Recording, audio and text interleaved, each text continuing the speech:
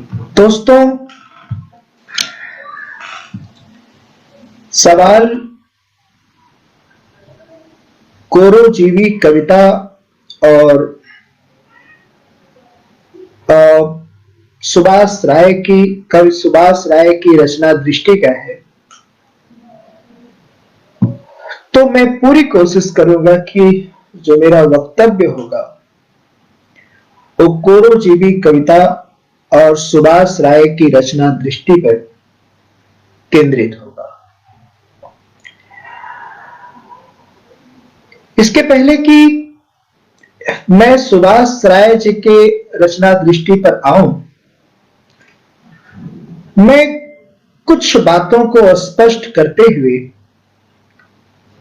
कोरोजीवी कविता पर अपना मंतव्य स्पष्ट करूंगा।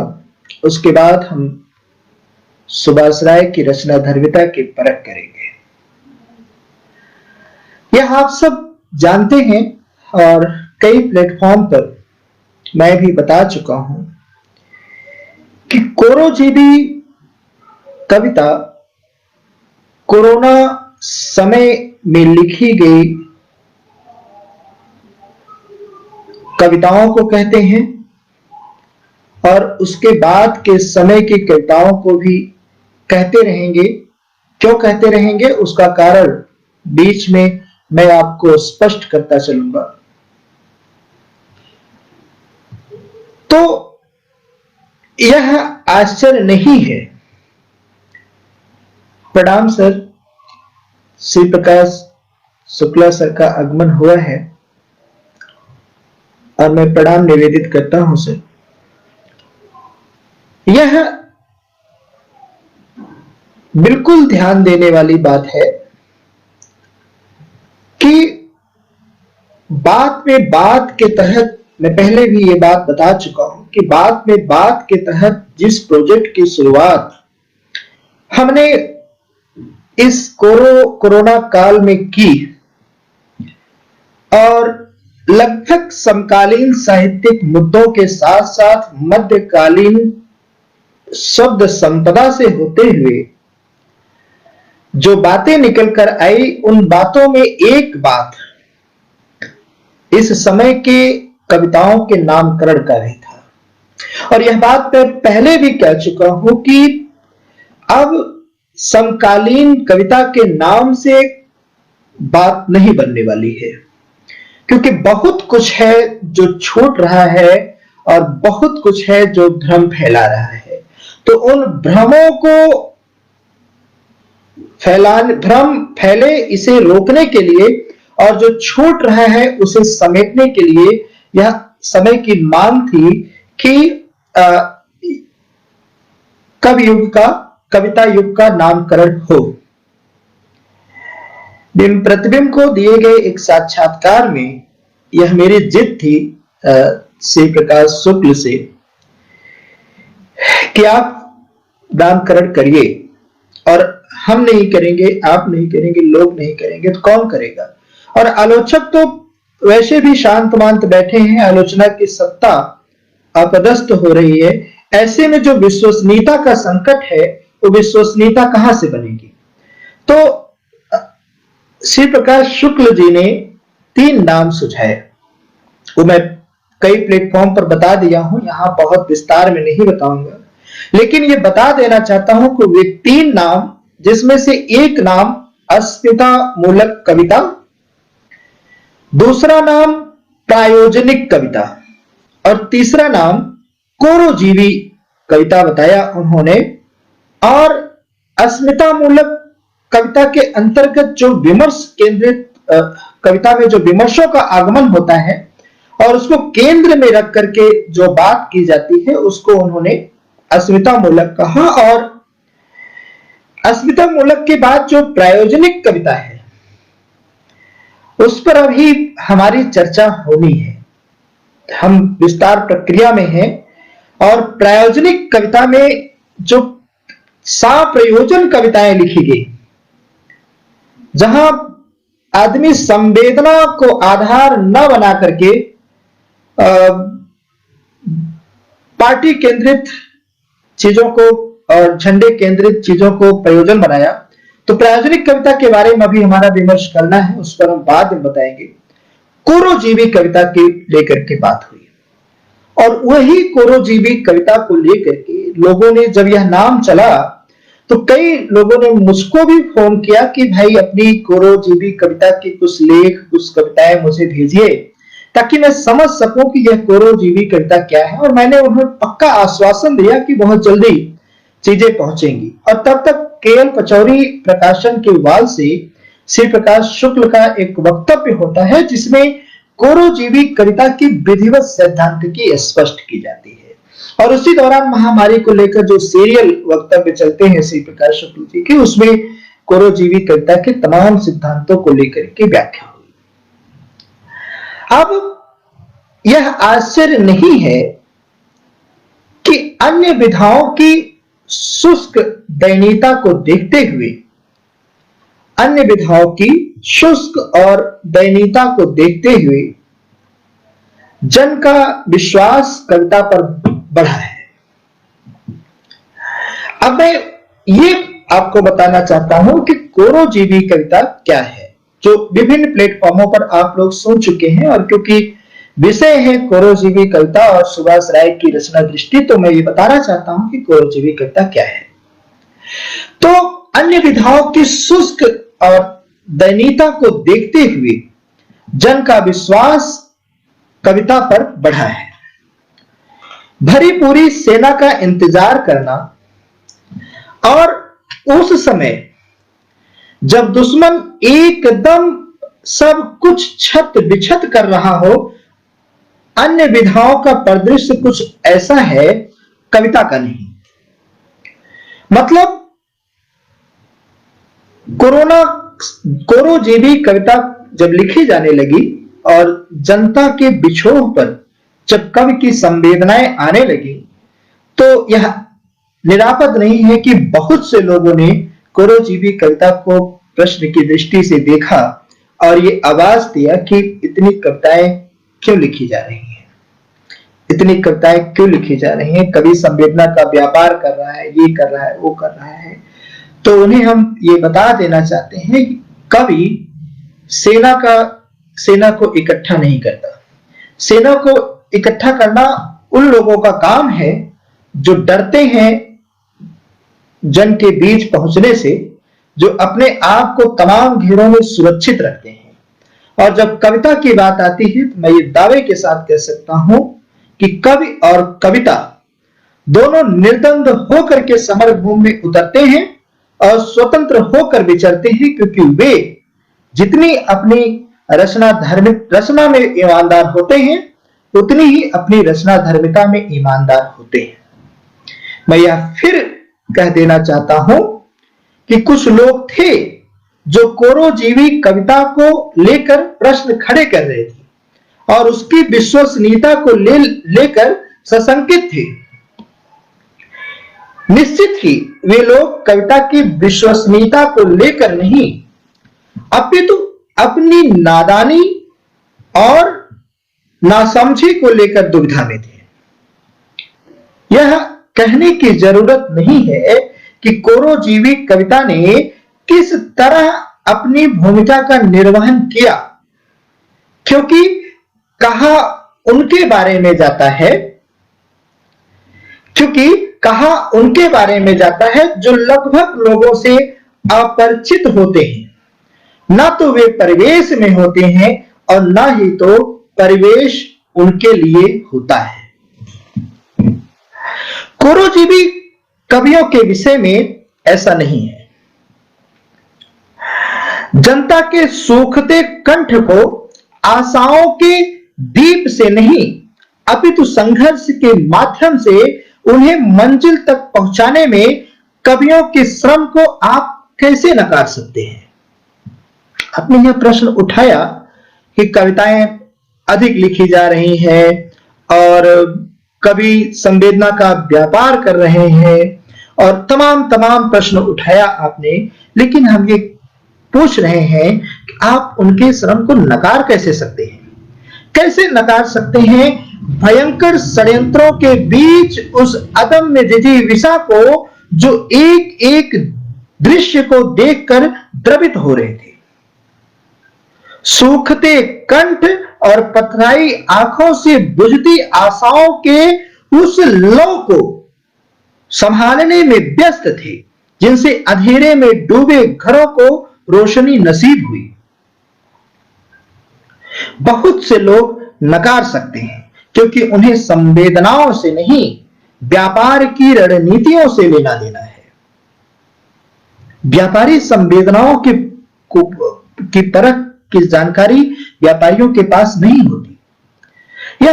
यह बताने की जरूरत नहीं है कि इस कोरोना काल में कितने व्यापारी साहित्यकार जुटे रहे परिदृश्य को मंडी का रूप देने में, लेकिन यह बताने की आवश्यकता जरूर है कि वे कौन से कवि हैं जिन्होंने कोरोना काल की विसंगतियों में जन की आशाओं, आकांक्षाओं एवं स्वप्नों को बचाए रखने की कोशिश की। यह बताने की जरूरत है।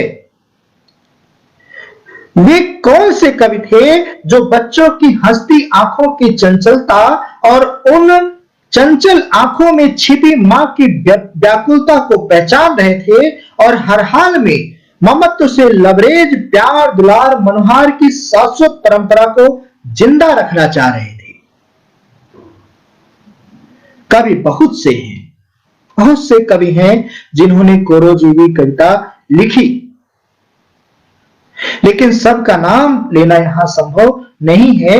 विषयांतर न हो, इसलिए कुछ कवियों का जिक्र करते हुए अपने विषय पर वापसी करूंगा। एक ऐसा कवि है इस दौर में जो विश्व की सरकारों द्वारा जनता को लावारिस छोड़ देने, एक ऐसा कवि है इस दौर में जिसमें हम जी रहे हैं, कोरोना काल में, जो विश्व की सरकारों द्वारा जनता को लावारिस छोड़ देने की रणनीति से चिंतित है और खुद के मरने से पहले ईश्वर को मरते देखना चाहता है।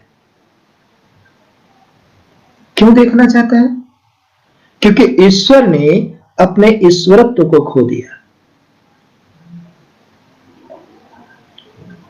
नाम शायद आपके निगाहों में आ चुका होगा, क्योंकि कई बार, एक दो बार मैंने भी उस कविता को पढ़ा, डाला भी, आपके दिमाग में वो नाम आ गया होगा। मदन कश्यप, जिन्हें कविता में बहुत कम लेकिन जरूरी बात कहने की आदत है। एक ऐसा कवि है जो प्रेम, इस संकट दौर में भी प्रेम की उर्वरता को खत्म नहीं होने देता और जन संघर्ष की नीतियों को जिंदा रखने के प्रयत्न में स्वयं को शामिल रखता है। कौन है वह कवि? स्वप्निल श्रीवास्तव। उनकी कविताओं में प्रेम के उजास को देखिए। कोरोना काल के दौरान भी कहन का अंदाज ही कवि के पहचान को बता देती है। एक कवि जो नीरवता को देखकर हैरान है और कोयलिया जल्दी कूको ना का आह्वान करते हुए प्रकृति को नीरवता भंग करने के लिए हस्तक्षेप करने का आग्रह करता है, ताकि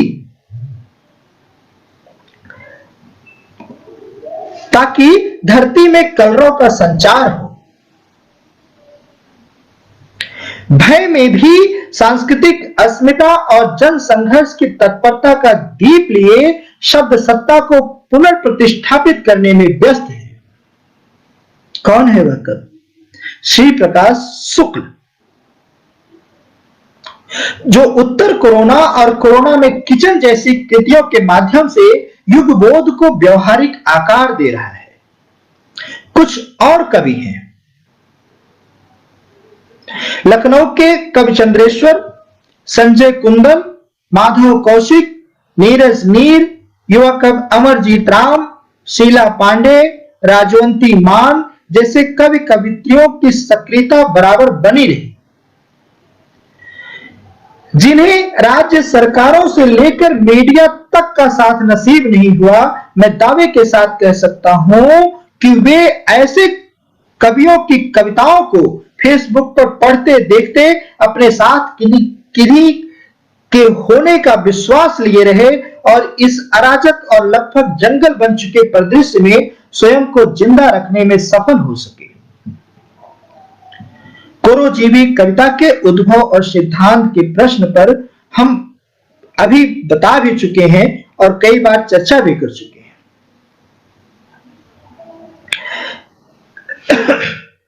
कई लोग जिन्होंने कोरोजीवी कविता का नामकरण सुना तो उन्होंने इस पर आपत्ति जाहिर की। अब जिन्होंने कोरोजीवी कविता के नाम पर आपत्ति जाहिर की, उन्होंने कहा कि इसे कोरोना काल की कविता कहो। नाम आ रहे हैं सामने धीरे धीरे और वे कह रहे हैं कि आप कोरोना काल की कविता कहो। मेरा यह सीधा मानना है कि जो ऐसा कह रहे हैं उन्हें एक बार साहित्य इतिहास परंपरा को देखना चाहिए और कोशिश करके नामकरण पद्धति पर विचार करना चाहिए। श्री प्रकाश शुक्ल से जब मेरी इस बात में बातचीत हुई तो उन्होंने कहा, कोरोजीवी कविता नाम और समय की मोहताज नहीं है। यह एक अवधारणा है जो कोरोना काल के बाद भी निरंतर जारी रहेगी। सब कुछ खत्म हो जाएगा लेकिन प्रभाव और स्मृति, यह दो चीजें कहां खत्म होंगी। जब यह नहीं खत्म होंगी तो कोरोना के जाने के बाद भी कोरोना का प्रभाव हमारे मन मस्तिष्क पर बने रहेगा और जब जब उस प्रभाव की चर्चा होगी तब तब कोरोजीविता उस कवि के अंदर होगी, उस जनसामान्य में होगी, उस कविता के अंदर होगी, रचना के अंदर होगी। नाम एक बात, दूसरी बात यह है कि नाम जितना संक्षिप्त होता है उसका प्रभाव उतना ही अधिक पड़ता है। इस दृष्टि से भी कोरोजीवी कविता पर विवाद नहीं किया जा सकता है, ये मैं कहता हूं। यह लगभग हर वह मजबूत विचारक कहेगा, चिंतक कहेगा जो नामकरण की पद्धति और विषयगत विशेषताओं को ध्यान में रखकर चीजों को देखना जानता है।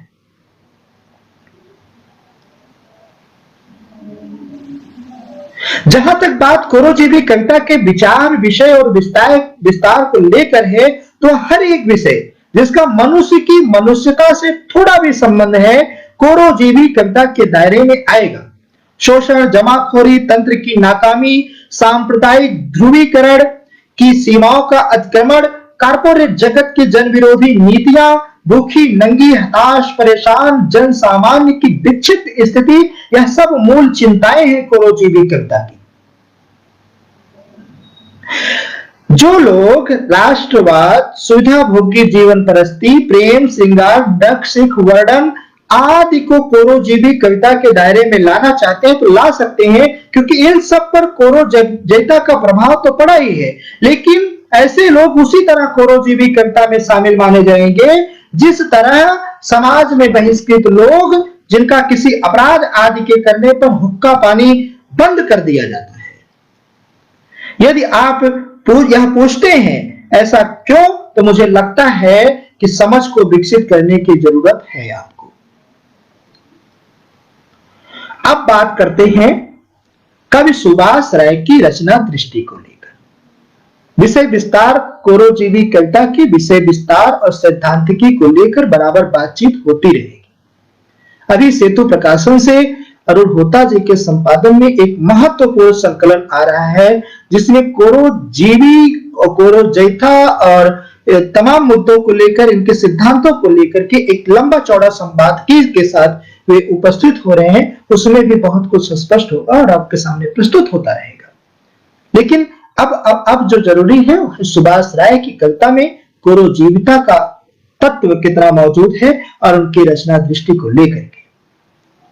यह मैं नहीं कह रहा हूं, उन सभी का मानना हो सकता है जिन्होंने सुभाष राय की एक भी कविताओं को पढ़ा होगा कि सुभाष राय वर्तमान समय के बहुत जरूरी कवियों में से एक है। जब मैं बहुत जरूरी कह रहा हूं तो वह अकारण ना समझा जाए, इसको कवि की प्रशंसा बिल्कुल न मानी जाए, क्योंकि आलोचना में प्रशंसा करने की आदत मेरी नहीं है।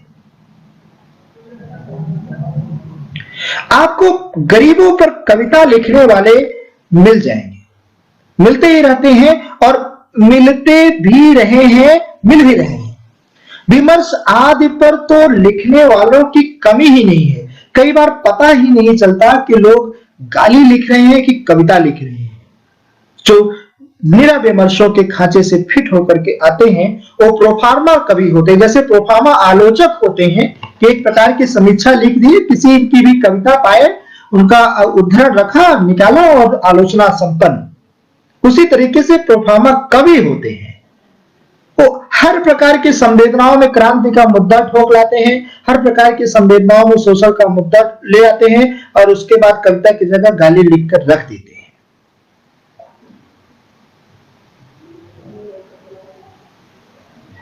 मैं यह कहता हूं कि जो इन सब का कारण है, उन पर बहुत कम लोग कविता लिख रहे हैं। शोषण का, गरीबी का, विमर्शों का, इन सब का कारण कौन है? आप सोचिए। अब आप सोच रहे होंगे कि वे कौन है,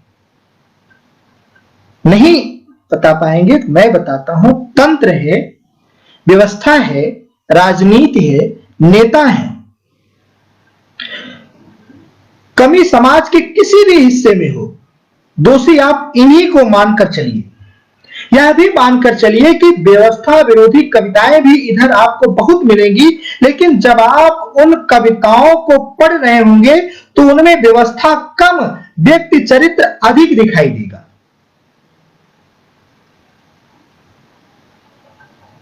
सुभाष राय इस बीमारी से सर्वथा बचे हुए हैं, एकदम बचे। व्यक्ति चरित्र पर उंगली, सुभाष राय की कविता को जो पढ़े होंगे, जो उनकी कविता के पाठक हैं, व्यक्ति चरित्र को लेकर के कवि ने कभी बात नहीं उठाई। मैं दावे के साथ कहता हूं, कवि ने जब भी बात उठाई, सत्ता को लेकर के बात उठाई, व्यवस्था को बात लेकर के बात उठाई और सत्ता की निरंकुशता को लेकर के बात उठाई और जन को सामने रख करके सत्ता की बात की, व्यवस्था की बात की और डंके के चोट के साथ बात की। उसमें आप सभी को देख सकते हैं। आप मनमोहन सिंह को देख सकते हैं, आप मोदी को देख सकते हैं, आप तुगलक को देख सकते हैं, आप हिटलर को देख सकते हैं, आप इंदिरा को देख सकते हैं। सत्ता मतलब सत्ता, व्यवस्था मतलब व्यवस्था। बात वही कबीर वाली ही बात है कि हमारे तुम्हारे कैसे लहू हमारा कैसा पानी, कहते नहीं है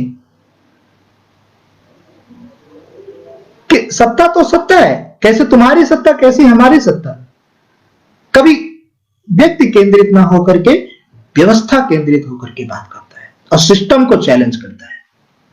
कोई भी सत्ता आएगी, एक बार कवि की कविताओं के सामने होते ही वो सोचेगी 100 बार कि जन की संवेदना यहां है, जन की आवाज यहां है, जन की प्रतिबद्धता यहां है। यहां वो जल्दबाजी नहीं है कि वो, आगे मैं बताऊंगा कि वो जल्दबाजी नहीं है कि क्रांति के नाम पर झूठी कविताएं लिख करके क्रांतिकारी होने का तमगा पा लिया जाए। यदि मुझे कुछ शब्दों में सुभाष राय की कवि दृष्टि स्पष्ट करना हो तो मैं यह कहना चाहूंगा कि सुभाष राय मानवीय करुणा और राजनीतिक चेतना के कवि हैं। सुभाष राय मानवीय करुणा और राजनीतिक चेतना के कवि हैं। अब यह प्रश्न उठ सकता है कि राजनीतिक चेतना के साथ मानवीय करुणा कैसे संभव है? तो मनुष्यता के विकास का जो मार्ग है वह राजनीतिक षड्यंत्रों को पार करने के बाद ही खुलता है। यहां यह समझना जरूरी है कि सत्ताएं दिल से नहीं, दिमाग से संचालित होती है। व्यक्ति एक निमित्त मात्र होता है जिस पर विचार से ज्यादा विचारधारा का दबाव होता है। विचारधाराएं अपने महत ब्रांड को महत्व देती हैं, न कि जन के हृदय में उठने वाली संवेदनाओं को। कई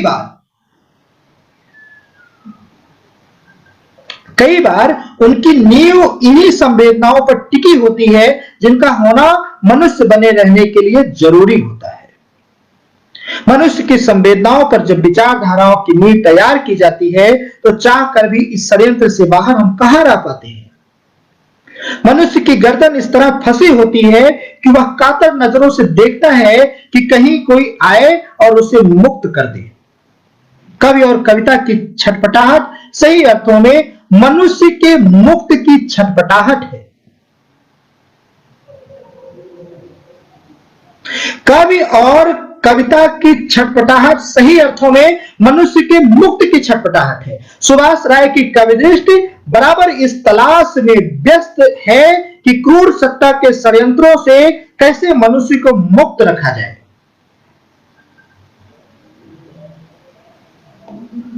सत्ताएं गोटियां बिछा रही हैं और कवि रेशा रेशा उन्हें उधेड़ता चला जा रहा है, उधेड़ रहा है।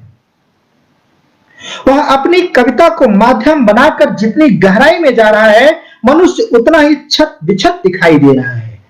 वह देखता है कि सत्ता के मद में चोर नीति नियंताओं ने अचानक शहर पर ताला लगा दिया। कविता की पंक्तियां देखिए कवि की। अचानक शहर पर ताला लगा दिया, हजारों लोग सड़क पर आ गए। वे बार बार रोके गए लोगों द्वारा, लेकिन सच्चाई यह है कि जितने रोके गए उससे ज्यादा निकल आए सड़कों पर। जितने रोके गए उससे ज्यादा निकल आए सड़कों पर। दुनिया भौचिक रह गई, अनगिन पांवों को दुख भरी लय में एक ही दिशा में चलते देखकर। कोरोना काल के उस दृश्य को देखिए, जब लोग जनता को रोक रहे थे और जनता वहां से निकल करके सड़कों पर चल रही थी। लोग जनता को कह रहे थे कि पागल हैं, मरेंगे, कौन सी जल्दबाजी थी घर आने की, लेकिन जनता निकल रही है। और सत्ता की क्रूरता यहां भी नहीं रुक जाती है। बेबस और विवश आदमी घर वापसी के लिए, कवि की पंक्तियां देखिए इसके बाद, कुछ साइकिल से, कुछ रिक्शे से और बाकी साहस बटोरकर पैदल ही चल पड़े गांव की ओर। कुछ साइकिल से, कुछ रिक्शे से और बाकी साहस बटोरकर पैदल ही चल पड़े गांव की ओर, अपना सामान, अपने बच्चे कंधे पर संभाले हुए, भूख, दूरी, थकान और मृत्यु को चुनौती देते हुए। आपको एक टाइम खाना न मिले तो मितली आने लगती है। 2 किलोमीटर पैदल चलना पड़े तो एड़ी के पसीने माथे से चूने लगते हैं। मृत्यु का भय आपको घर में दबोच करके रखी हुई है, और वह जो जनता है वह बगैर किसी भय के, बगैर किसी डर के, भूख को एकदम से समाप्त करके समझ लिया कि हम भूखे नहीं हैं, मृत्यु को मरना वैसे भी है, मरना ऐसे भी है, निकल पड़ी।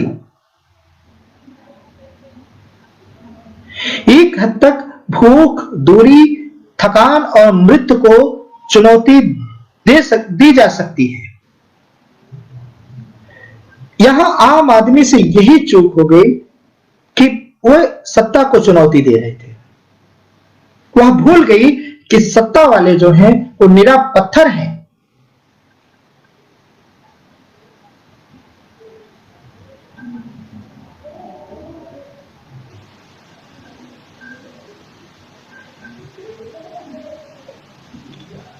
तो एक हद तक भूख, दूरी, थकान और मृत्यु को चुनौती दी जा सकती है, क्योंकि यह सब संवेदना आधारित होती है।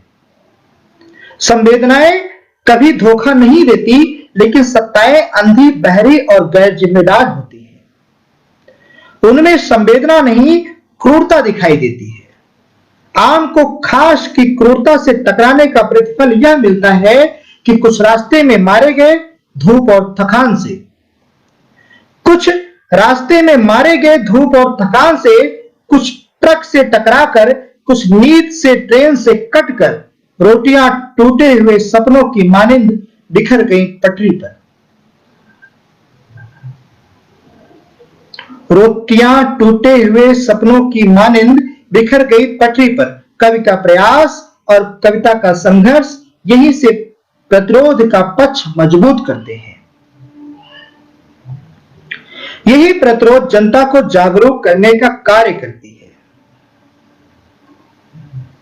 कवि तो यहां तक कहता है कि तूफानों से टकराने के मौके जब भी मिले पीछे नहीं हटना चाहिए।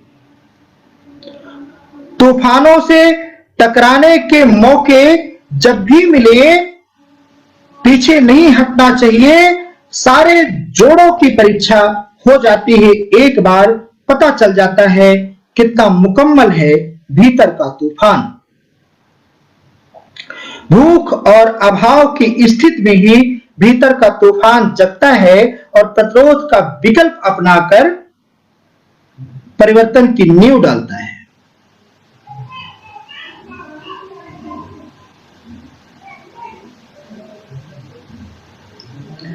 तो वे किसान जो आज राजधानी में दिखाई दे रहे हैं, उन्हें क्या जरूरत थी वहां होने की? घर में रहते सुरक्षित रहते।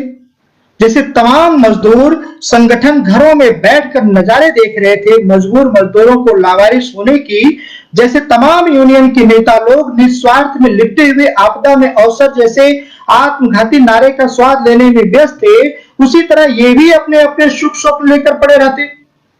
असुरक्षित माहौल में स्वयं को कटघरे में खड़ा करने की क्या आवश्यकता थी? समझना हो तो कवि के उस इशारे को समझिए। कोरोना समय में भूख और अभाव से त्रस्त यही भीतर का तूफान है जो बहुत दिन से उमड़ रहा था इनके हृदय में। कोई सुन कहां रहा था इनकी। गांव से लेकर मंडी तक चले जा रहे थे। ग्राम प्रधान, काउंसलर से लेकर विधायक, सांसद, मंत्री, संतरी सभी ने तो इनकी आशाओं पर पानी फेरा। किसने पैसे भेजे और किसने राशन दिया, देने से ज्यादा गुणगान किया गया, अपना अपना प्रचार किया गया। सब किसी के जन्मदाता होते हुए भी सड़कों पर भीख मांगने जैसी स्थिति का सामना करना पड़ा इन्हें। ये सड़क पर थे और वे राजनीति के लोग इनके होने का उपहास उड़ा रहे थे। कवि को यह बात चुभती ही नहीं, द्रवित भी करती है।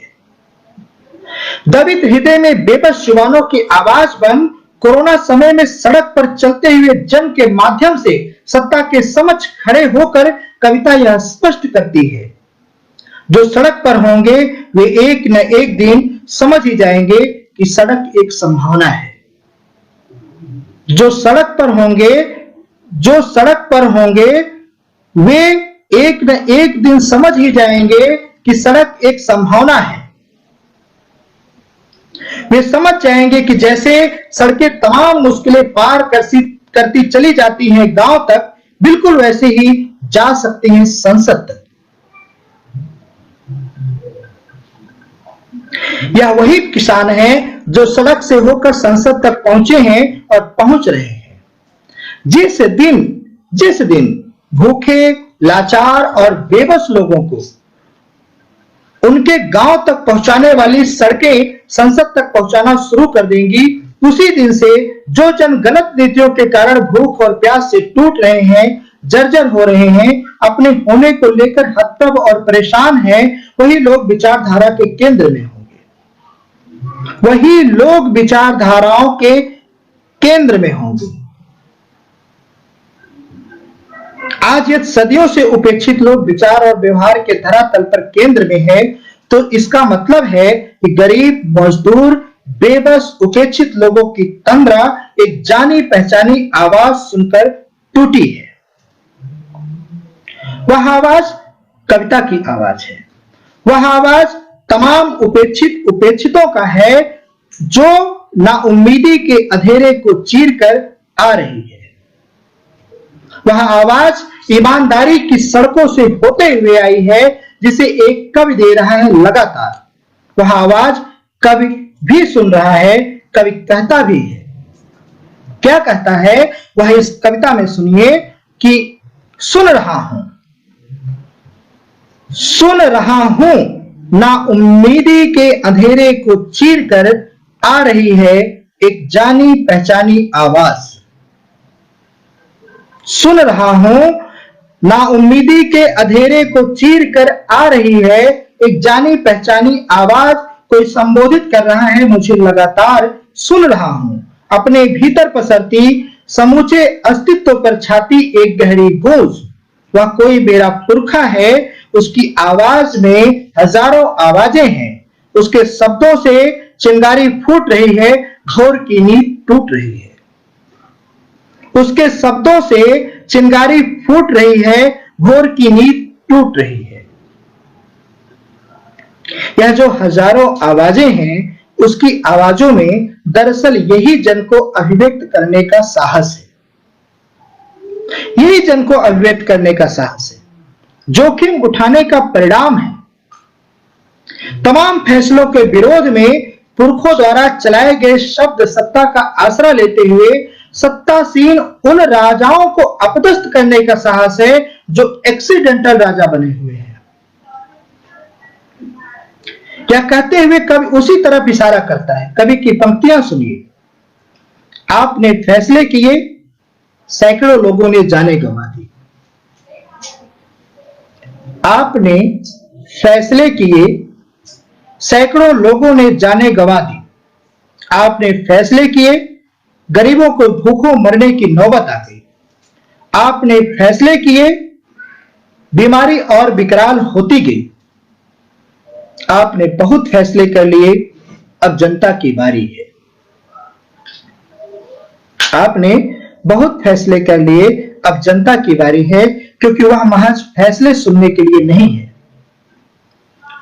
जब भी कोई आपदा आती है या आने को होता है, सत्ता या तो संदेश देती है या फिर फैसले सुनाती है। सत्ता किस तरह फैसले सुनाती है, या सुभाष राय की इन दो छोटी कविताओं को पढ़कर सुनकर देखिए। मैं अभी सुनाता हूं, आपको समझिए। कवि बताता है इन कविताओं के बारे में।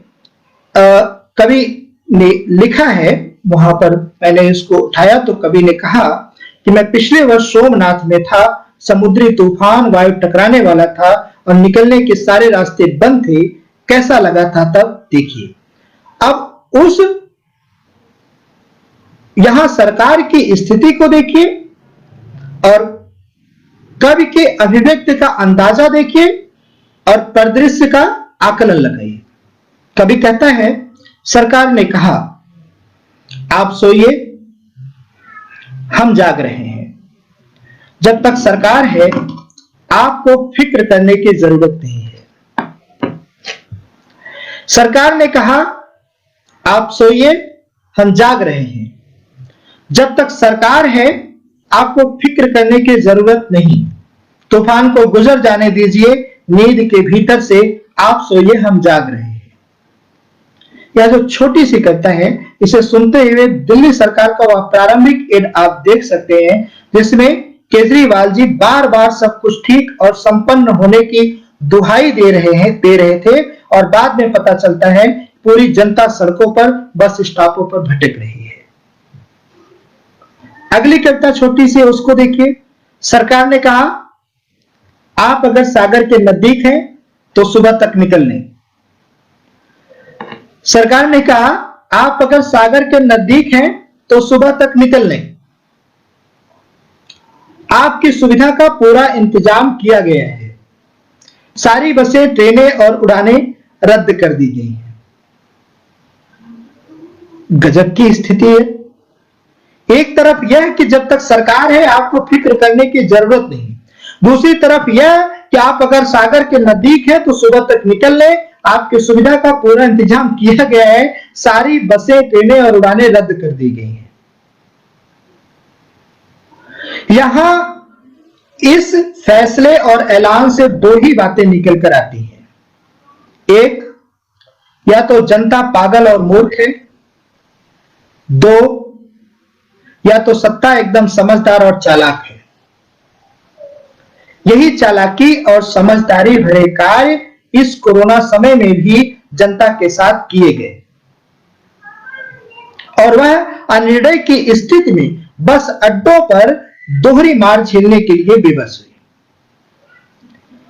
इस कोरोना समय में, इस कोरोजीवी समय में भी राजनीति ने अपना वास्तविक चेहरा नहीं छुपाया। सत्ता उसी तरह क्रूर और अमानवीय बनी रही जैसा पहले रहती आई या थी। कवि स्तब्ध रहे और कविता प्रतिरोध में त्योरियां चढ़ाए फड़फड़ाती रही। कवि की स्तब्धता ने कविता को आक्रामक बनाया और कविता ने प्रतिरोध की संस्कृति में आमूल चूल परिवर्तन करने का बीड़ा उठाया। कवि और कविता भी यही बताना चाहते हैं सत्ता को कि यह राजतंत्र और तानाशाही का समय नहीं है, सही मायने में लोकतंत्र है। यहां लोक के मन और निर्णय तक ही सत्ताएं जीवित रहती हैं। यहां उन कवियों को ऐसी कविताओं से प्रेरणा लेने की जरूरत है जो कोरोना काल जैसी भयंकर त्रासदी में भी प्रेमिका केश और प्रेम मिलन की आस में तमाशबीन बने रहे। सहसाचर्य की बात एकदम अलग है, लेकिन जन की उपेक्षा पर कविता का श्रृंगार खटकता है। क्षण की उपेक्षा पर आप कविता का श्रृंगार नहीं कर सकते। यहां छंद के बंध भी टूटते हैं और काव्य शास्त्र का ढांचा भी तड़तड़ाता है, टूटता है। ढांचा में संरचनागत बदलाव होता है और कोरोजीवी कविता का निर्माण होता है। कोरोजेता का संघर्ष निकल करके सामने आता है। कवि यह भी जानता है कि राजनीति महज षड्यंत्रों के आश्रय जिंदा रहती है, लेकिन लोकमन निर्दयी नहीं होते और न ही तो क्रूर और आतताई होते हैं, इसलिए ऐसे निर्णय लेने में बहुत दिल लगा देते हैं। कवि चाहता है कि हमारे समय का लोकमन निर्माण क्षमता से परिपूर्ण हो, इसलिए वह देश के हर नागरिक, बड़ा हो कि छोटा, सत्ता की सच्चाई बताना चाहता है। उन्हें खुशी होती है लोगों को राहत देकर। कवि कहता है उन्हें खुशी होती है लोगों को राहत देकर, तो उनकी खुशी के लिए किसी को तो मरना पड़ेगा ताकि उसके परिजन पा सके राहत। तो ज्यादा से ज्यादा लोगों को राहत पहुंचाना चाहते हैं, इसके लिए ज्यादा से ज्यादा लोगों को मरना पड़ेगा।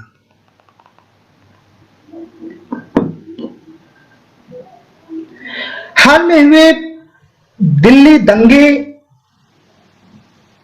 से लेकर कोरोना काल तक देखो, देखना है तो नोटबंदी से लेकर तालेबंदी तक देखो।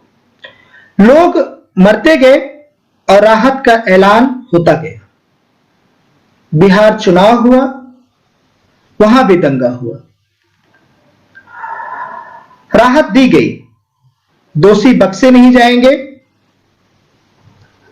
यह सुनाया गया।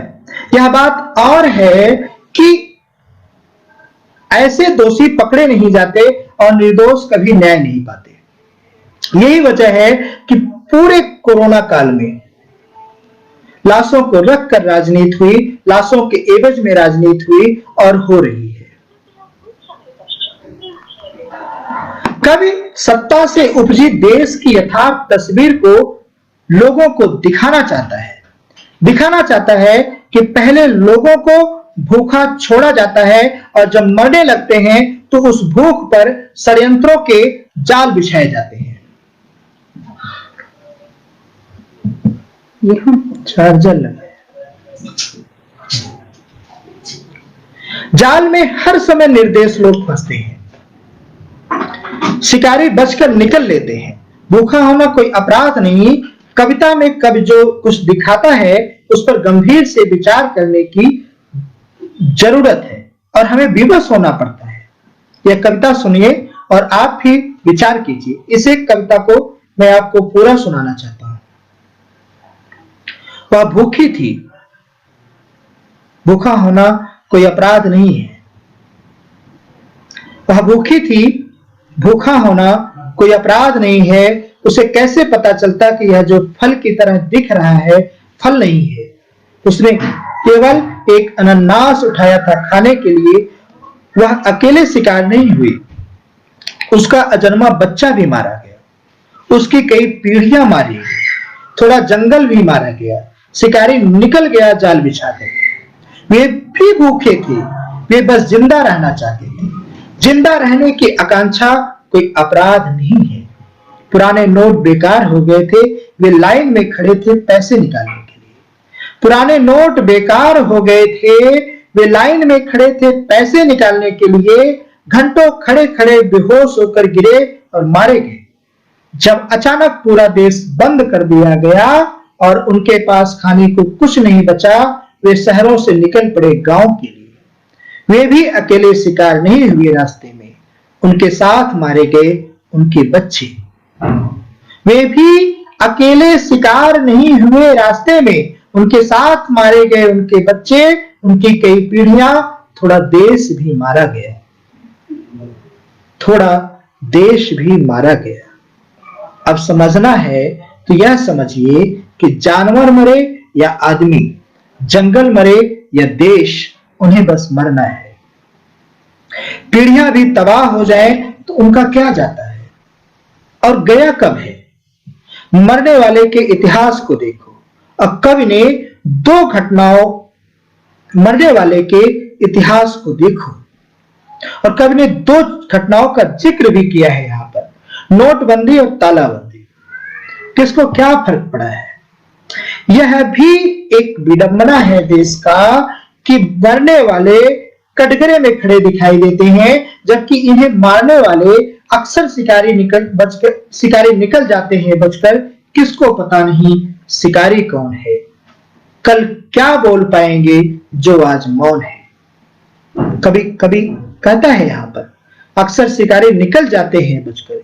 किसको पता है, किसको पता है, किसी को पता नहीं शिकारी कौन है, कल क्या बोल पाएंगे जो आज मौन है। यदि वे बोलना ही जानते तो क्या आज यह स्थिति होती क्या। यदि वे बोलना ही जानते तो आज ये स्थिति न होती। और बोला ही कब, सिवाय जनता को पागल, मवाली और दोषी ठहराने के। यहां कब इतना कुछ दिखाने और कहने के बाद तस्वीरें कविता के माध्यम से जब यह कहता है कि तस्वीरों में जितना दिखता है उससे ज्यादा रह जाता है बाहर। तस्वीरों में जितना दिखता है उससे ज्यादा रह जाता है बाहर। तस्वीरें कहां बताती हैं कि कभी भी बदल सकती है कभी तस्वीर, तो आश्वस्त भी मिलती है और दुख भी होता है। आश्वस्त इसलिए कि जरा सोचो उन तस्वीरों के बारे में जो अब तक किसी फ्रेम में नहीं आती। जरा सोचो उन तस्वीरों के बारे में जो अब तक किसी फ्रेम में नहीं आई। आएंगी कभी तो आएंगी, छल की छाती पर लाखों पांव के संवेद धमक की तस्वीर, समूची तस्वीर बदल जाने की तस्वीर। दुख इसलिए कि कविता की और पंक्तियां देखिए, शहर में चले गए लाखों लोगों का पैदल ही चल पड़ना गांव की ओर। तस्वीरों में दिखता है पर कोई भी तस्वीर कहां बताती है कि इतने सारे पांव चाहे तो एक झटके में रौंद सकते हैं शाही तख्त को। रात दिन चलते मजदूरों के चेहरों पर गहरी थकान और रास्तों पर जगह जगह मौन के निशान तस्वीरों में दिखते हैं, पर कोई भी तस्वीर कहां बताती है कि सारा दुख गुस्से में बदल जाए तो दरक सकते हैं बड़े से बड़े किले। हम भारतीयों में एक चीज सामान्य है और वह है आशावादी होना। इसलिए जब कभी कहता है कि आएंगी कभी तो आएंगी, छल की छाती पर लाखों पांव के संवेद थमक की तस्वीर, समूचे तस्वीर बदल जाने की तस्वीर, तो विश्वास मानिए जितने भी दुख होते हैं सब आश्वस्त के सांचे में ढलकर परिवर्तन की लालसा लिए सुख में परिवर्तित होने लगते हैं। यह कम सुख की बात नहीं है कि जनता को हर एक निर्णय में भागीदार बनाने के लिए विवश होना पड़ रहा है। यहां यह भी स्पष्ट होता है कि इन तस्वीरों के बाहर यदि कोई देख सकता है तो वह है कवि और कविता, इसलिए क्योंकि इन्हें जन की वेदना से कहीं अधिक पहचान उनकी संवेदना की होती है। समकालीन हिंदी कविता में एक घटना भयानक घटित होती रही है इधर के दिन, और वह है संवेदनाओं का व्यापार। प्रतीकों से खिलवाड़ करते हुए संवेदनाओं के व्यापार का जो रास्ता खोजा गया, वह दरअसल जन को अपदस्थ कर सत्ता में बने रहने का दिवा स्वप्न था, इससे अधिक कुछ नहीं। सुभाष राय संवेदना के पारखी कवि हैं, इसीलिए उन्हें मानवीय करुणा का कवि कहता हूं। दरअसल करुणा का भाव वहां उत्पन्न होती है जहां आत्मीयता होती है। सुभाष राय इस देश के प्रत्येक उस नागरिक से आत्मीय व्यवहार रखते हैं जो दीन है, दयनीय है, अथवा सत्ता के हाथों का खिलौना बनाए जाने के लिए जिन पर जाल बिछा दिया गया है। कवि यह जानता है कि हर हाल में सत्ता अपना हित साधेगी और जो कुछ मनुष्यता बची है या मनुष्यता जिनसे समृद्ध होनी है, उन्हें क्रूर बना देगी। वह इसीलिए सचेत करता है ज्योति को, वही ज्योति जो अपने पिता को साइकिल पर बिठाकर दिल्ली से बिहार ले आई थी। इस कविता का पाठ पूरा मैं अंतिम में करूंगा और पूरी कविता आपको सुनाऊंगा। कवि कहता है ज्योति को, सावधान रहना बेटी, जब भी कोई साहस, कोई इरादा, कोई रोशनी देखती है, वे डर जाते हैं और जाल बुनने लगते हैं। जाल क्यों बुनने लगते हैं? ताकि अंधेरों की बस्ती में उजाले की रोशनी ना बिखर सके। किसी भी रूप में भला मानो सत्ता के षड्यंत्रों का शिकार न हो, यह कवि की कोशिश रहती है। कवि की कोशिश होती है कि वह मूक और चुप हो चुके जन के साथ रहे, उनकी वेदना और संवेदना का ख्याल रखते हुए चुप्पियों की आवाज को बराबर सुनने का प्रयास करते हुए कवि की इस चुप्पियों की आवाज कविता को सुनिए। यह छोटी सी कविता है, चुप्पियों की भी होती है अपनी आवाजें, चुप्पियों की भी होती है अपनी आवाजें। डर से अख्तियार की गई चुप्पियां उबलती रहती हैं भीतर ही भीतर। जो खुद को सुनने के लिए चुप होते हैं अक्सर रास्ता भटक जाते हैं, पर जो दूसरों को सुनने के लिए चुप होते हैं वे सुन पाते हैं चुप्पियों की दहाड़। चुप्पियों से बीहड़ अंधकार होता है। चुप्पियों में प्रवेश करते हुए ध्यान रखना चाहिए कि आत्मा सुलगती रहे लगातार। चुप रहकर ही संभव हो सकता है किसी के चुप हो जाने की वजह तक पहुंचना। चुप रहकर ही संभव हो सकता है किसी के चुप हो जाने की वजह तक पहुंचना।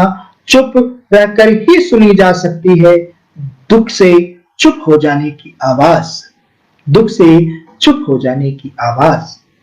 इस कोरोना काल में सुभाष राय के आसपास के ही कितने कवि लगातार दहाड़ मारकर चिल्लाते चीखते रहे, लेकिन सुभाष राय का कवि मन चुप रहा और बेबसों की आवाज को पहचानता रहा, उन्हें शब्द रूप देते हुए जनमंच पर लाने का प्रयास करता रहा। आप मानेंगे तो नहीं, लेकिन यह जो कविताएं आपने सुनी इस वक्तव्य में दरअसल उसी चुप का परिणाम है।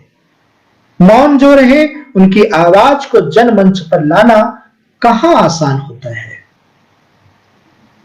और लाते कितने हैं।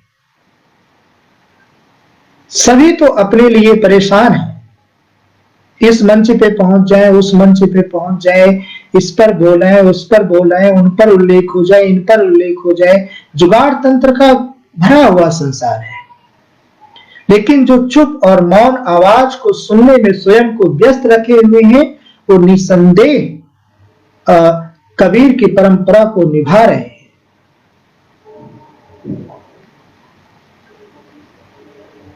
सुभाष राय का कवि हृदय सुनता है, और इसे देखते हुए यदि मैं यह कहूं कि सत्ता के प्रतिरोध में सुभाष राय हिंदी कविता के भविष्य हैं, तो आपको कैसा लगेगा?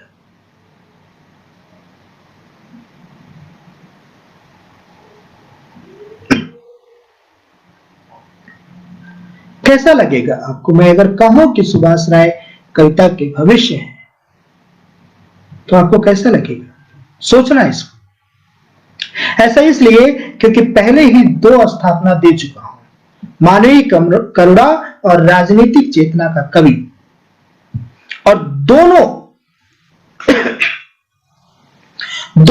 स्थापनाएं लोगों को आक्रामक होने के लिए आमंत्रित कर रही हैं मुझ पर, ठीक उसी तरह जैसे कोरोजीवी कविता के नाम को सुनकर लोग उखड़े हुए भाग रहे हैं।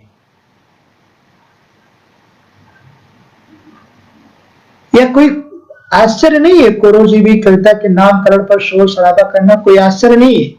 अभी तो और मेढक निकलेंगे, अभी कुछ ही निकल रहे हैं। अभी बरसाती मेढकों का आना तो बाकी है, क्योंकि बरसात तो हो ही नहीं रही। इधर कुछ व्यस्तताएं हैं लोगों की। जैसे ही बारिश शुरू होगी वैसे ही कुछ मेढक निकलेंगे और कोरोजीवी कविता से लेकर के ऐसे कवियों के हस्तक्षेप पर प्रश्न खड़े करेंगे, मुझे पता है। और इस पर भी आक्षेप होंगे कि मानवीय करुणा और राजनीतिक चेतना का कवि कहा गया तो कैसे कहा गया। अब भाई ये कारण आप ढूंढो, हम तो कह रहे हैं और वो हैं, इसमें कोई दो राय नहीं है।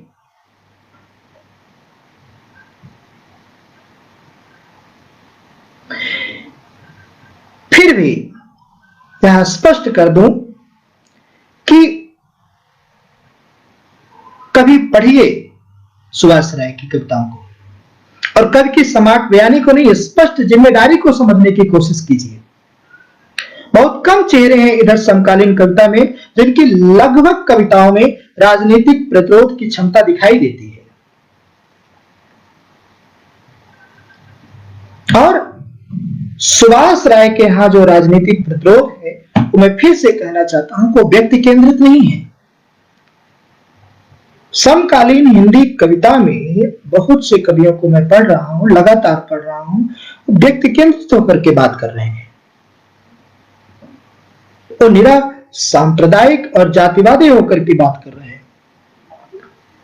कवि व्यवस्था विरोध में कविताएं रच करके जनता को जागरूक करने में श्रम लगा रहे हैं, जनता को जागरूक करने में व्यस्त है। और नो डाउट कि जिन कविता की दो लाइनें भी अगर किसी सजग पाठक के निगाह से होकर के गुजरती हैं तो उसे अंदर तक झकझोर देती है।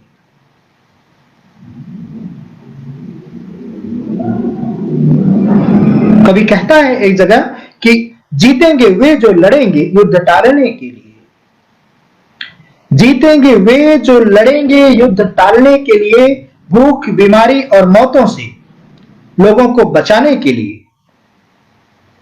कल सिर्फ वही जिएंगे जो आज मरेंगे दूसरों के लिए। यह कवि है, यह कविता की आवाज है, यह कवि की प्रतिबद्धता और कविता की संकल्पना है कि कल सिर्फ वही जिएंगे जो आज मरेंगे दूसरों के लिए। यह कवियों के लिए भी एक स्पष्ट संदेश है, लेखकों के लिए भी स्पष्ट संदेश है कि अपने लिए जुगाड़ करने से ज्यादा अधिक जरूरी है दूसरों के लिए व्यवस्था करने में स्वयं को संलग्न करना। जब आप अपने लिए जुगाड़ करने से कहीं अधिक व्यस्त दूसरों के लिए व्यवस्था करने में होंगे तो व्यवस्थाओं में परिवर्तन होगा, तंत्र का जाल टूटेगा, माया लोक बिखरेगा, जन सामान्य स्वतंत्र होगा और स्वतंत्र होकर के बिछड़ेगा। वहां भड़ास नहीं होगी, वहां विचारों की उर्वरता होगी, बंजरता नहीं होगी, बंजर नहीं होगी विचार की धरती, उर्वरता होगी। और ऐसी उर्वरता को लाने में, ऐसी उर्वरता को निरंतर बढ़ाने में सुभाष राय की कवि दृष्टि सक्रिय है, इस बात पर खुशी होती है। मैंने आपसे वादा किया था कि सुभाष राय की एक कविता है, एक चिट्ठी ज्योति बेटी का नाम।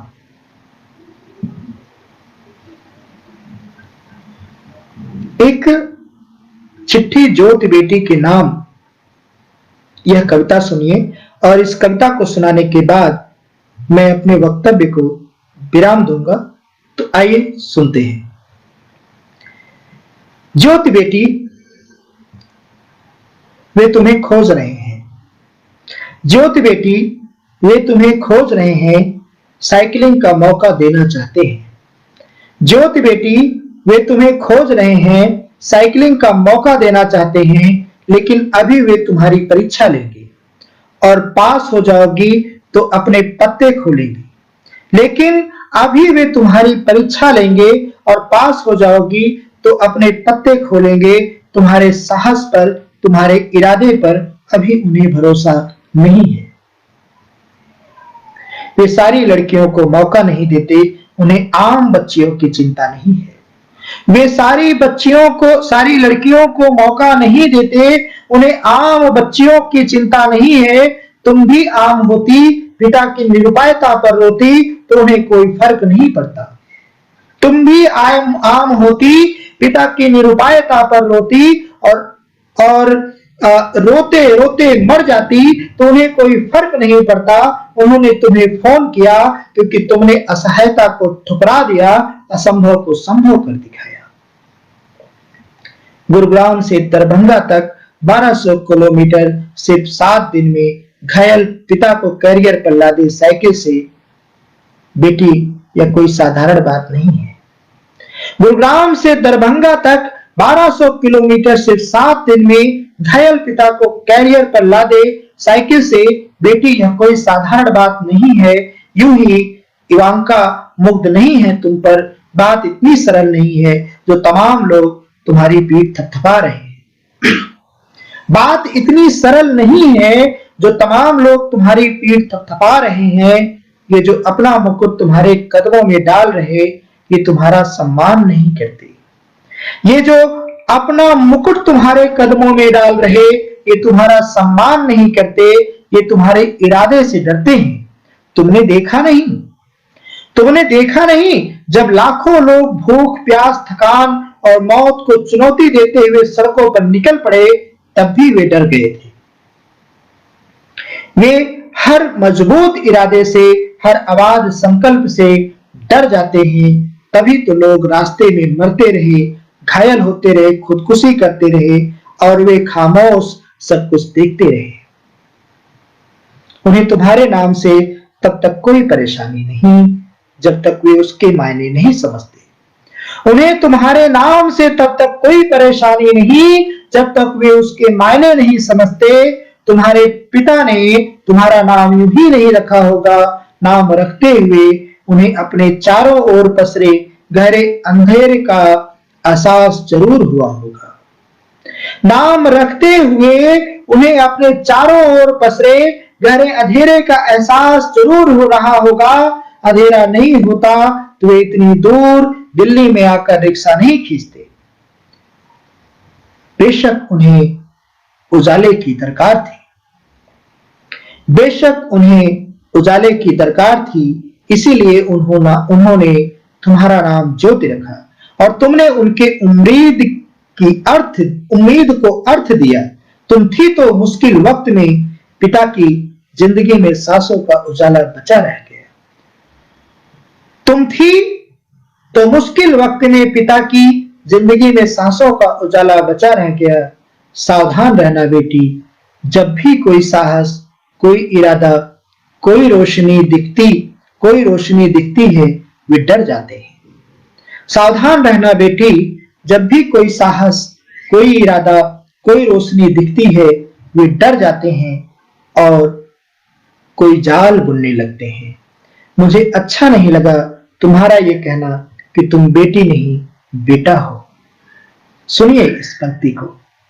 यहां सत्ता के षड्यंत्र, व्यवस्था की क्रूरता और स्त्री जीवन की उस दयनीय स्वीकार पर गहरे आत्मबोध के साथ कवि बोलता है कि मुझे अच्छा नहीं लगा तुम्हारा ये कहना कि तुम बेटी नहीं बेटा हो। बेटी बने रहना, बेटी होना कोई कमतर होना नहीं है। बेटी बने रहना, बेटी होना कोई कमतर होना नहीं है। बेटी होकर तुमने जो कर दिखाया है, उससे बेटियों का माथा चौड़ा हुआ है। सिर्फ 15 साल, अभी तुम्हारी उम्र ही क्या है? सिर्फ 15 साल, अभी तुम्हारी उम्र ही क्या है? अभी हो सके तो पढ़ना, लिखना, अपने भीतर रोशनी जमा करना। अवसर मिले तो बच्चों को ऐसी कहानियां सुनाना जो उनमें जीवन के पक्ष में खड़े रहने का साहस पैदा कर सके।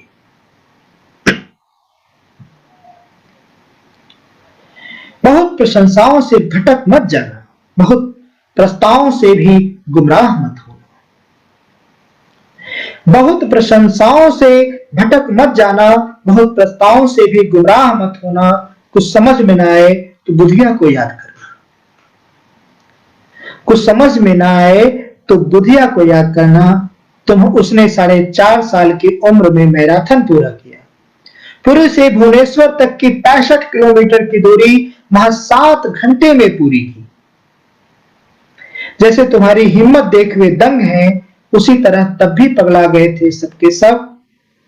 फिल्म बनी बुधिया सिंह वरना टू रन, फिल्म बनी Budhia Singh born to run. उसे बहला फुसला कर ले गए वे ट्रेनिंग के लिए, हॉस्टल में डालकर भूल गए और फिर कभी बुधिया लौट नहीं सका मैराथन में। उसे बहला फुसला कर ले गए ट्रेनिंग के लिए, हॉस्टल में डालकर भूल गए और फिर कभी बुधिया लौट नहीं सका मैराथन में। सुनो सुनो, कोई भी दिक्कत आए तो बोलना, चुप मत रह जाना। सुनो, कोई भी दिक्कत आए तो बोलना, चुप मत रह जाना। एक चिट्ठी ज्योत बिटिया के नाम। कवि की यह जो चिट्ठी है वो सिर्फ ज्योत बिटिया के नाम चिट्ठी नहीं, बल्कि हिंदुस्तान और संसार की हर उस बेटी के नाम चिट्ठी है जो कभी कहता है कि कोई दिक्कत आए तो बोलना, चुप मत हो जाना। ये है सुभाष राय की कवि दृष्टि। तो आप सबने धैर्य के साथ मुझे सुना। कोरोजीवी कविता और सुभाष राय की कवि दृष्टि पर यह वक्तव्य रहा। आगे यह सीरीज चलती रहेगी समकालीन हिंदी कविता के महत्वपूर्ण कवियों पर, जिनके अंदर कोरोजीवी कविता का अंश पाया जाएगा। उन पर लगातार